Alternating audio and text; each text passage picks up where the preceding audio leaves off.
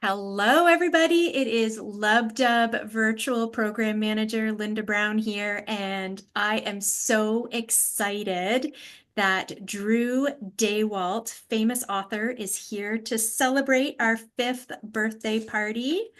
Drew, where are you right now? I am on book tour, and I am in beautiful downtown Frostburg, Maryland, which is sort of like where Pennsylvania, Maryland, and West Virginia meet. It's like three states there. It's a beautiful little town. I'm driving through, and I've been doing a little bit of touring for my book, Little Freddie Two Pants, the dog with too many pants.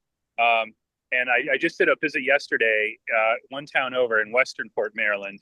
Um, to a group of kids very few authors come out this far because it's a good 3 hours to any big airport. So a lot of authors, they don't want to make the drive. So when I saw that, I realized it was an opportunity to read to children who have never met an author before, to let them know that that is a job. It's just a job like fireman or nurse or teacher or anything else they might know about. Because I'm sure there are kids who have a creative talent that they don't know what to do with it, you know. So I wanted to make that trip and show them. And it's a lovely little town, 120-year-old school building. It was amazing.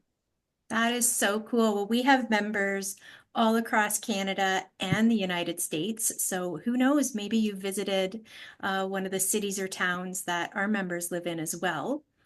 So Drew, you have six books coming out this year. You mentioned one of them.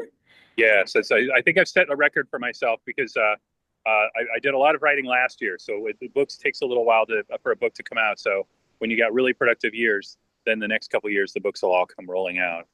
Okay. And out of all the books that you've ever written, I've got to know which one is your favorite? Oh, that's like picking your favorite kid. You're not allowed to do that.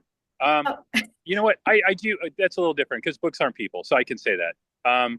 One of my favorite books that I've ever done is called Sleepy the Goodnight Buddy, and I don't know. Have you heard of it? I don't know if you've heard of it. I It haven't. No. it slipped under the radar. It's most people missed it. It came out like right before COVID, and things fell under the radar a little bit. Sleepy the Goodnight Buddy is about a little boy named Roderick, and Roderick is he doesn't like to go to bed at night, so he always asks for a glass of water or a story or turn the light on or turn the light off or can I have a snack? And he drives his parents crazy, so they get him a lovey, a little stuffed animal named Sleepy, and that's going to be his sleepy buddy. It's going to help him sleep at night. But Sleepy turns out is even crazier than Roderick, and he keeps Roderick up all night long asking him for stuff um, until I won't give away the ending, but you can imagine he wears poor Roderick out. But it came out a couple years ago, and it was a delight. I worked with an illustrator named Scott Campbell, Scott C. He goes by Scott C. Great illustrator, works in watercolors. Um, but it was a really fun book to do. It really was. But I like all my books though. Like No Sam is great because I'm co-writing with my dog. I know that. Okay, tell us more about Sam. So Sam is based on your dog, is that correct? Yeah, he's a real dog.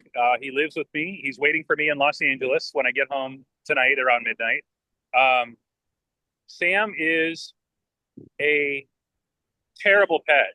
He's the worst pet I've ever owned in my life. He's a terrible, rotten pet. He goes to the bathroom on the floor, and he chews up all my charger cables, and he ruins books. He barks at old ladies. He once bit an old lady on the hand. It didn't hurt her, but he bit her on the hand. Um, he barks at babies. He thinks babies are dangerous. He's a very silly person, and most of the stories that are in No Sam are true. Now, I just talked how bad a dog he is, but he's a wonderful person, and he's my best friend. And he thinks that I'm 6'2" and 225 pounds, but somehow he thinks I need to be protected. So he protects me, and when he's not protecting me, he's writing our books. And I think that's why we love the book so much because for those of our members that are in our book club on Mondays, we are on day 17 of No Sam. Oh So wow! it's our second reading. We did it in the fall book club and now we're doing it again in winter spring. And the pooping rug, like we laugh every single week. He gets it all messed up, but somehow he comes out on top at He the end. does. It's He's an accidental hero. an accidental hero. He's wonderful and we love him. So, Drew, thank you for Sam. You're very welcome. It's fun to get to share him with the world because um, thanks to readers like you guys, the book did well, and the publisher called last summer and said, "Can you write two more books?" So I just finished No Sam 2, The Meow of Deception.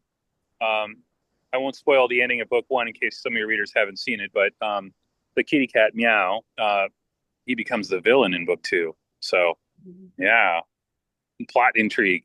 Uh, and then I'm working on book number three right now because number two is now with Mike Lowry, our illustrator, who's awesome and makes me laugh every day with his drawings. So Mike is working on the drawings for number two, book two. Meanwhile, since I'm done with the writing part for book number two, I moved on to the writing part for book number three. So it's like an assembly line. So I'm actually writing book number three right now. No Sam Goes to New York City. What? Oh, we have some members in New York City. Oh, they're going to like this one then because it's about their hometown. Oh my word, that is so exciting. So we just got the inside scoop of some of the process of what it takes to write a book, how Mm-hmm. the illustrators are involved. It is like an assembly line. That is really neat, Drew. Wow. So Yeah, we're on day seven. Sorry, go ahead. no, I was just going to say, yeah, it's like we're taking turns, I'll do the writing, I'll send it to the editor. The editor works on making sure my grammar is correct because I still make mistakes like everybody and um then we'll fix it so the words are all perfect and then she sends it off to Mike and he there's little places where I've described the picture but I don't know how to draw it. So he will draw in all those spaces that I described a picture. But then it comes back to me and then eventually it gets printed and sent out to you guys. Well, if you want to see some of those pictures, you'll have to join us for book club on Monday. We hope to Oh. make it to day 18. So, right now, just for those of you who are following along with us, No Sam is wearing a cone because he accidentally ate some little things all through the house. So, he's wearing a cone and he's up for some more adventure. So, we can't wait to see what he gets up to in the fall, Drew. That's so exciting. So Thank you. speaking of No Sam, we're actually going to be doing some draws here in a minute. So we're going to draw for a copy of They Call Me No Sam.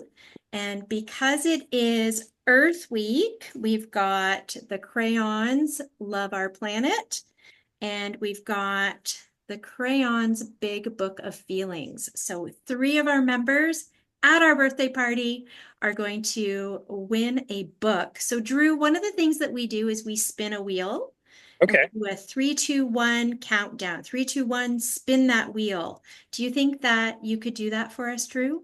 Yeah, you want me to do the countdown? Yeah, do it right now if you wouldn't mind. You got it. All right, ready?